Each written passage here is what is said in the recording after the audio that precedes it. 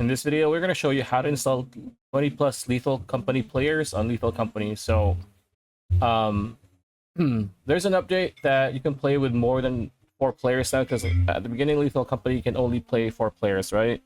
Now they can do more, but for the sake of this video, what you want to do is go to thunderstore.io, and there is a mod called More Company, a stable lobby player count expansion mod with cosmetics. And as you can see, last updated was 3 days ago, so it's still active. So it's very easy. Just install with Mod Manager or manual download. Just click on manual download, right?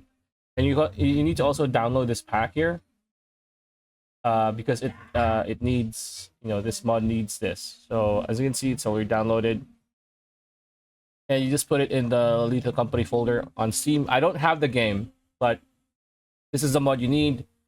And yeah, that's pretty much it. That's a video. Hope you liked it. Like, comment, share, subscribe. Ring that bell icon, and see you on the next one.